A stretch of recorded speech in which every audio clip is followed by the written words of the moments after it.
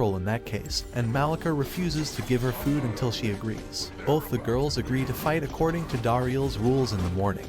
But the mind games start immediately. They finish their meal and then rush to the forge to get Sakai to make mithril weapons for them at night. When Dariel reaches the designated place for the duel in the morning, he finds that Sakai is so exhausted that he can only whine and complain. As Dariel rescues him from the two battle-hungry girls, he shames them for making him work like the children in Chinese sweatshops. The duel begins with Zeb and Lady unleashing their full power using the mithril gear Sakai made for them. Lady covers herself in aura, and Zeb manifests wings using her wind magic and positions herself in the sky.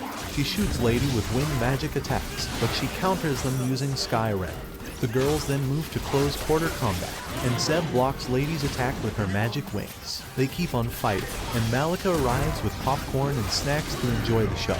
She is surprised to see that Zeb and Lady are equally matched, and no one is able to overwhelm the other. Both land some good hits on their opponent, and finally, they go all out with their ultimate attacks. The collision creates strong winds, and the shield girl from the hero's party and Dariel erect barriers to protect themselves. The loud noise wakes up his son, Gran, who is attracted to the jugs of the two fighting girls. He leaps towards them as they are still facing each other, but just then, a large boulder loosened because of their previous attack starts falling towards him.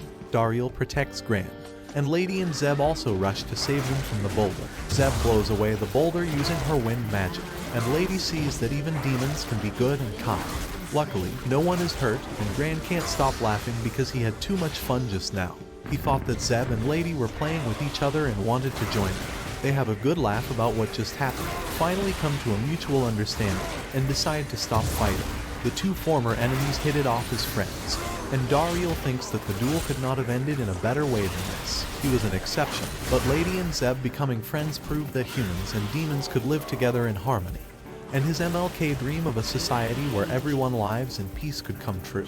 Later that day, the spearman from Lady's party comes to Dariel's home, eager to introduce him to a great celebrity he found in the forest while completing his quest.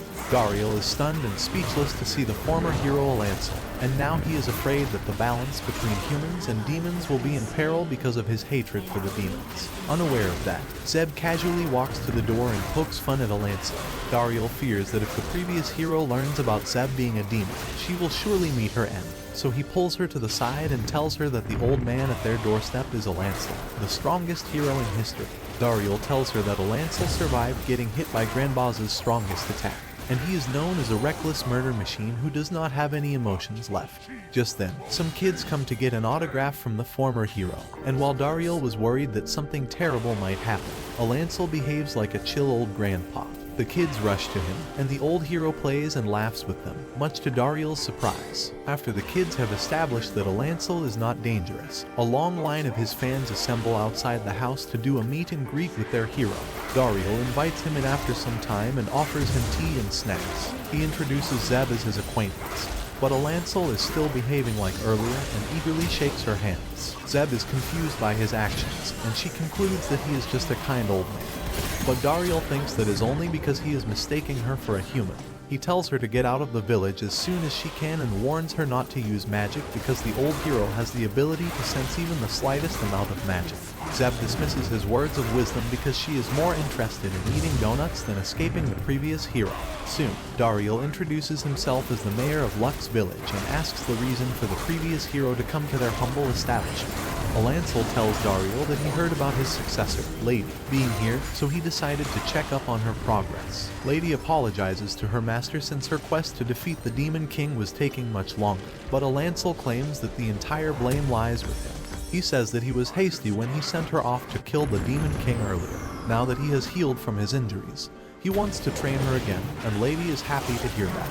Dariel also thinks that it is good timing since Zeb can run away while Alancel is busy training his student. He wants to show him the training grounds, but the former hero stops him because he has been sensing a strange presence near them for quite some time. Dariel starts sweating as he wonders if Zeb's secret is out, but Alancel points to Gashida standing and waving outside the window. Dariel is relieved and then takes everyone to the training ground, where Gashida keeps staring at him like a fanboy, and he has to be reminded to pay attention to the two heroes sparring. Alancel tells Lady that he will teach her through actual battle practice and orders her to attack him whenever she pleases while he signs autographs for the villagers. Lady boosts her abilities with aura and rushes in to stab Alancel, but he dodges her attack even without looking at her. He keeps on avoiding her sharp attacks while signing autographs, and then suddenly holds her wooden sword and slams her on the floor by manipulating her momentum. Dariel thinks that the old man is just toying with Lady, but Alancel compliments her, saying that she has become much stronger than before.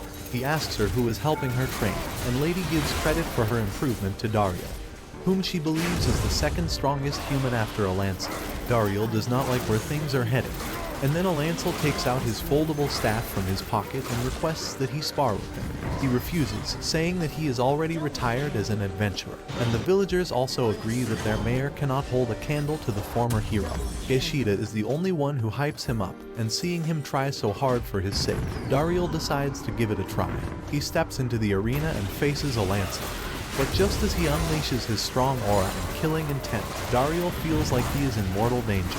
He stalls him by saying that they should eat before fighting, and the previous hero falls for it. They have an outdoor picnic and enjoy delicious shrimp fried rice, and Alancel wants to meet the shrimp who fried the rice. He gets emotional as he remembers the last time he had a homemade lunch. Dariel remembers what Lady told him about demons killing Alancel's wife and son, and he can sympathize with the old man since he is a family guy too.